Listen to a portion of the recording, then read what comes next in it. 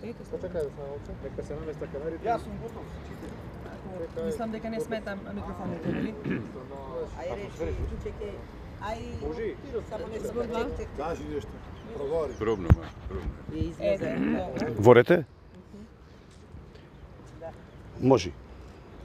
Почитувани, во обид да извлечат ситни, дневно-политички поени, изминативе денови, Општинскиот комитет на ВМРО ДПМН пласираше серија на лаги, невистини и клевети за моето работење и работата на јавното комунално предпријатие Водовод и канализација. Ја разбираме жалбата на ВМРО ДПМН, но вистината и фактите кажуваат нешто друго. Имено, груба лага и клевета е дека парите од предпријатието се трошат на расипнички начин преку репрезентација, адвокатски и нотарски услуги.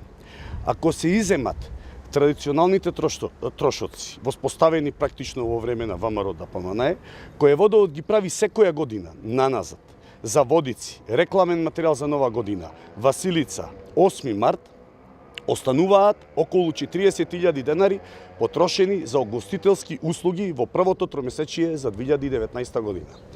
Во овие 40.000 денари, за кои опозицијата обвинува дека се трошат расипнички, се вклучени трошоците за обука и тренинзи на вработените од Водовод, за ракување со новонабавената техничка опрема, што секако оди во правец на подобрување на услугите кон граѓаните на општина Прилеп. Во истата сума влегуваат и средства за деловни партнери и гости на ЈКП Водовод и канализација, како и оброк за вработените кои често пати остануваат до доцна во ноќта за отстранување на дефектите во водоводната и канализационата мрежа, значи повторно во насока на подобрување на услугите кон граѓаните и на времено санирање на сите дефекти.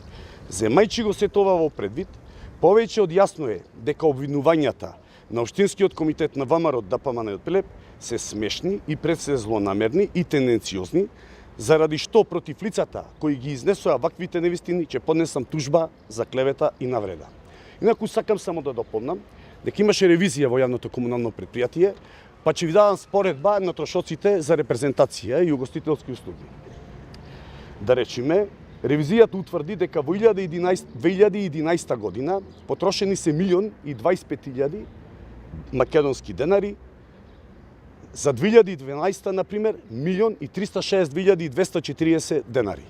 За споредба минатата година, цела година, на име трошоци за репрезентација и угостителски услуги беа потрошени 700.000 денари, што е двојно помалку, да речеме, од 2012 година, кога ВМРО ДПМН имаше власт во општина Прилеп.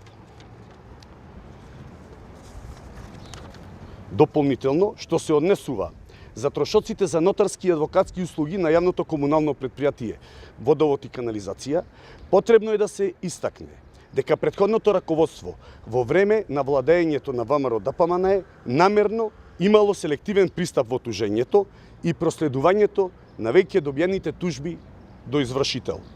6.200 извршни и правосилни тужби, кои што веќе почнуваат да застаруваат, а кои новиот менаџерски тим на Водовод ги наследи од претходното раководство, после многу опомени до граѓаните за подмирување на нивните обврски кон Водовод, согласно закон мораше и беа неселективно проследени до извршител.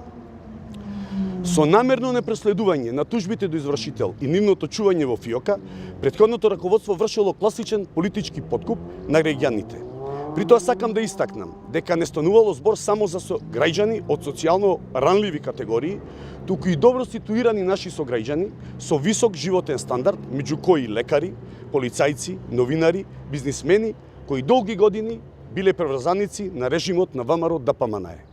Истовремено, претходното раководство на ЈКП Водовод и канализација селективно не тужеше своји преврзаници, со што дозволи да застарат околу 150.000 евра побарување на Водовод или 10 милиони денари, за кој износ практично го има оштетено предпријатието.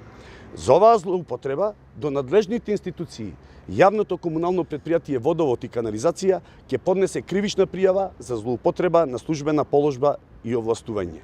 На крајот, граѓаните треба да знаат дека приходите остварени од навременото тужење и давање на извршител се повеќекратно поголеми во однос на направените трошоци за нотарски услуги.